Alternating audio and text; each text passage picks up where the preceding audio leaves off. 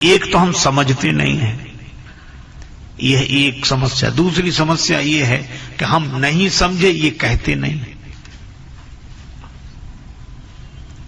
जैसे किसी को सुनाई न पड़े, एक तो यह है, और दूसरी बात वो किसी को पता न लगने दे कि हमें सुनाई नहीं पड़ता है।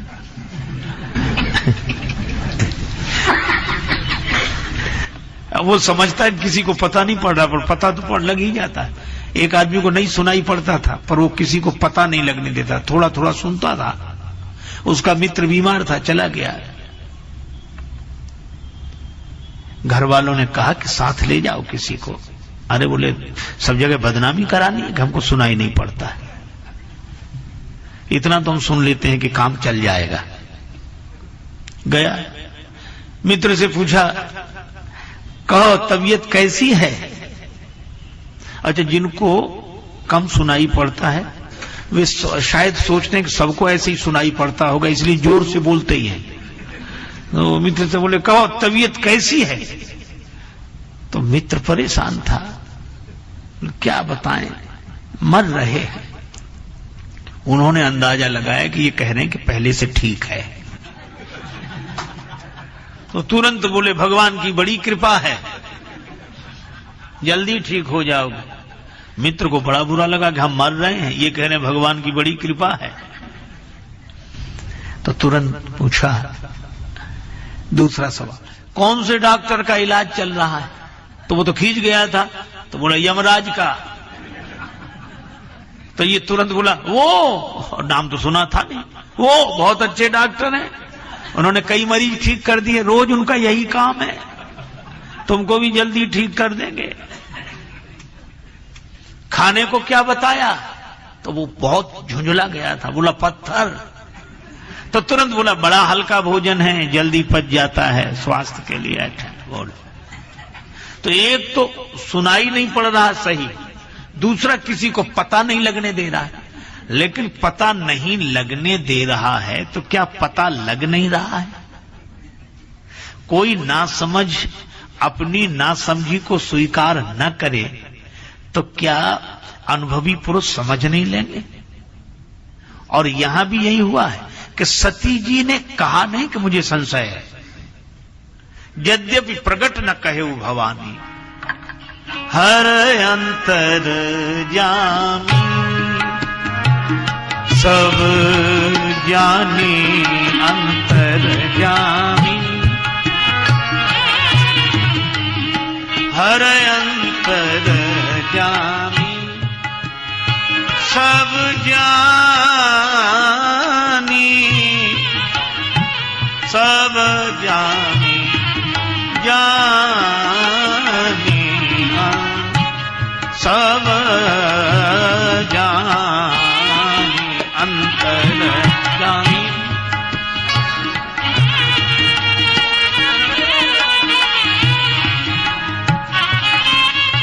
हर अंतर जामी सब जानी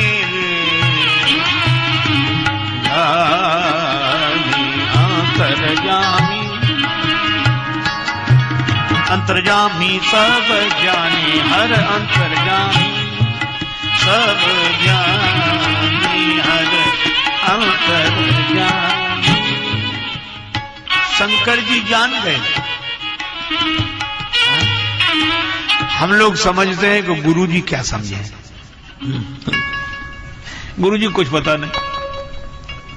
अच्छा एक बात बताओ, जो शिष्य ऐसा सोचते हैं कि गुरुजी को कुछ पता नहीं, जब गुरुजी को सब कुछ पता है तो ये कुछ पता नहीं होगा? जो गुरुजी परमात्मा का रहस्य जानते हैं, वो क्या हमारे मन का रहस्य नहीं जानेंगे कि क्या हो रहा है? मेरे बचपन की एक घटना है। मेरे जो संरक्षक थे मिठाई की दुकान पर ले गए, 7-8 वर्ष की उम्र रही होगी। बुंदेलखंड क्षेत्र के एक छोटे से शहर की घटना है। उन दिनों का छोटी सी मिठाई की दुकान और पत्ते के दोने बनाकर रखते, तो बड़ा रहे तो उसको दोना बोलते थे और छोटा रहे तो उसको दुनिया बोलते, बुंदेलखंडी बोले दुनिया। तो वो रखी थी, इतने ढेर लगाए और मिठाई खरीदने वाले आए तो वो देता था उसको। तो एक आदमी आया, तो बोला सुनो, हाँ बोले बोलो क्या लेना, बोले उधर मिठाई से तो हमें दुनिया दे दो। ये दुनिया छोटा। तो वो मिठाई बेचने वाला बोला यहाँ दुनिया नहीं मिलती। बोले पैसा ले लो, बोले खूब पैसा, तो यहाँ बेचने के लिए तो रखे ही नहीं, न मिलती। बोले न बेचते हो न मिलते तो रखे काहे को, दुकान में सजाए और दे नहीं रहे हो, ये फिर कैसे मिलेगी। मिठाई बेचने वाला बोला तुम तो मिठाई खरीद लो, दुनिया तो साथ लगी चली आएगी। मिठाई खरीदो, उसी दुनिया में रखकर तुम्हें देंगे। और हमारे भगवान भी यही कह रहे हैं, बचपन का संस्कार आज तक मेरे चित्त में बैठा है। भगवान भी यही कह रहे हैं कि हमारी दुकान पर तुम दुनिया भी देखोगे और भक्ति की मिठाई भी देखोगे, तो दुनिया मत मांगो, तुम तो भक्ति की मिठाई मांगो, दुनिया तो साथ लगी चली आएगी। भरत जी ने भक्ति की मिठाई मांगी, अर्थ न धर्म न काम रुचि गति न चाहो निर्वाण, एक भी नहीं मांगा और चित्रकूट गए तो चारों मिल गए। अर्थ का उदाहरण, हर सैनी रखी राम पद अंका, मानहु पारस पाए रंका। अर्थ का उदाहरण, जैसे गरीब को पारस मिल गया हो। अच्छा, अर्थ का उदाहरण, मोक्ष का उदाहरण, करत प्रवेश मिटे दुख दावा, जनु जोगी परमारथ पावा।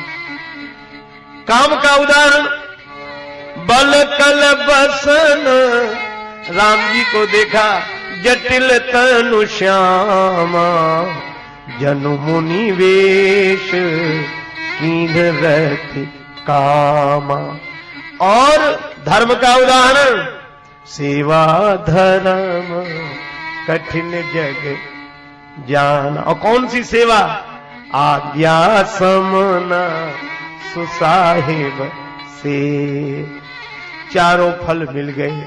इसका अर्थ है, भरत जी कहते हैं अगर भगवान को ही मांगो, चार फलों की मांग मत रखो, ये तो साथ ही लगे चले आएंगे, क्योंकि भगवान की कथा ऐसी है जो दायक फल चार, और यही कारण है। अच्छा, ऐसा कर कौन सकेगा जिसके मन में भगवान का प्रेम होगा। एक बहुत बड़े राजा बड़ी भारी सेना को लेकर एक प्रदेश से दूसरे प्रदेश की ओर जा रहे थे। रास्ते में बड़ा विशाल वन प्रांत, एकांत, बालुका ही बालुका चारों ओर। एक परमहंस संत अपनी मस्ती में, निजानंद मस्ती में मैं झूमता हूं, कहां कौन कैसा ना मैं पूछता हूं। खिले हैं जमाने में गुल रंग बिरंगे, मिसाले भंवर हो के मैं गूंजता हूं। गुजिस्ता जमाने में थे कर्म जितने, उन्हें ज्ञान होली में मैं फूंकता हूं। न जीने की इच्छा न मरने की चिंता, कजा से निडर होके मैं घूमता हूं। मिली हैं जिनसे ये बेहद निगाहें, पकड़ उनके कदमों को मैं चूमता हूं। हुआ मुक्त सबसे बड़ी खुश नसीबी, फकीरी खजाने को मैं लूटता हूं। सैनिकों ने कहा हटो एक तरफ, राजा साहब आ रहे हैं।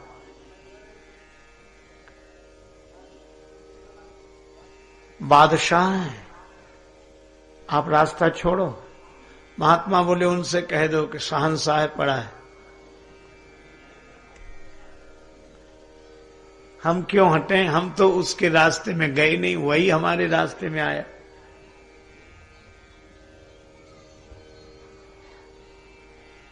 अब सैनिक ने सेनापति से कहा, सेनापति ने बड़े अधिकारी से कहा, अधिकारी ने बादशाह से कहा कि एक विचित्र व्यक्ति है जिसके पास साधन की दृष्टि से तो कुछ नहीं है, पर ऐसा लगता है कि साधना की दृष्टि से सब कुछ है।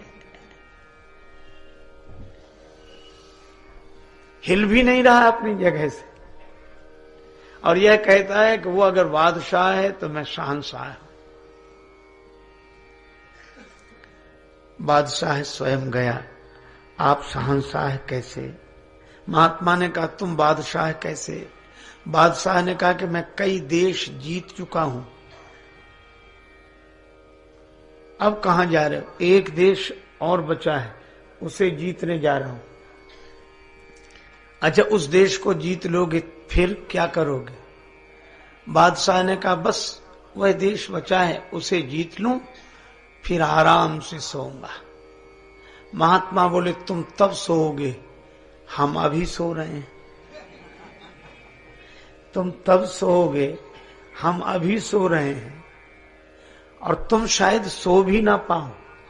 सुख से सोने की कल्पना करते करते सदा सदा के लिए सो जाओ। और अभी तो तुम इच्छा की पूर्ति की यात्रा में जा रहे हो, और इच्छा की पूर्ति की यात्रा करने वाला पथिक कभी विश्राम नहीं पाता। बादशाह चरणों में गिर गया, महाराज हमें कुछ दो। महात्मा बोले तुम्हें दिख क्या रहा हमारे पास? लेकिन हमारे पास कुछ ना हो और तुम्हारे पास सब कुछ हो तो तुम्हारे राज्य की कीमत कितनी है जानते हो? मान लो इस रेगिस्तान में तुम अकेले हो और तुम्हारे साथ कोई ना हो, न सैनिक न सेनाएं, और तुम्हें प्यास लगी हो और मेरे पास एक लोटा पानी हो और तुम प्यास से तड़प रहे हो, प्राण जा रहे हो, तो वह एक लोटा पानी मांगोगे? अवश्य। और मैं कहूंगा कि इसकी कीमत क्या दोगे तो क्या दोगे तुम? उसने कहा कि मैं हजारों दूंगा, लाखों दूंगा, करोड़ों रुपए दूंगा। महात्मा बोले तुम तो दोगे करोड़ों रुपए, पर हम वो पानी दें तब तो। और मान लो करोड़ों रुपए देने पर भी हम वो एक लोटा पानी न दे तब क्या करोगे? राजा बोला मैं आधा राज्य दे दूंगा, पर पानी पीकर प्राण बचाऊंगा। आधे राज्य में बाद में सुख भोग करूंगा। जब मैं ही नहीं रहूंगा तो राज्य क्या, अरब खरबलों द्रव्य जो उदय अस्थलों राज, और तुलसी जो निज मरण है तो आवे के ही काज। इसलिए मैं आधा राज्य दे दूंगा। महात्मा ने कहा कि मैं आधा राज्य देने पर भी तुम्हें एक लोटा पानी न दूं तब? वह व्यक्ति बादशाह कहने लगा कि मैं अपना पूरा राज्य दे दूंगा, पर एक लोटा पानी पीकर जीवन बचाऊंगा। तो महात्मा बोले पूरा राज्य दे दोगे एक लोटा पानी पीने के लिए? हाँ बिल्कुल दे देंगे। महात्मा बोले तो तुम्हारे इतने बड़े राज्य जिसका तुम अभिमान कर रहे हो, उस राज्य की कीमत कितनी? एक लोटा पानी। इतने बड़े राज्य की कीमत एक लोटा पानी, और उस पर तुम बने हो अभिमानी। महात्मा के चरणों में गिर गया बादशाह कि आज मुझे साधु की महिमा समझ में आ गई। तो बादशाह और शहंशाह जो बाहर के सिंहासन पर बैठा हो, सबको जीतकर, सब राज्यों को जीतकर जो सोने के सिंहासन पर बैठा हो वह बादशाह है। लेकिन जो अपने मन की समस्त वासनाओं को जीतकर स्वरूप सिंहासन पर बैठा हो वह शहंशाह है।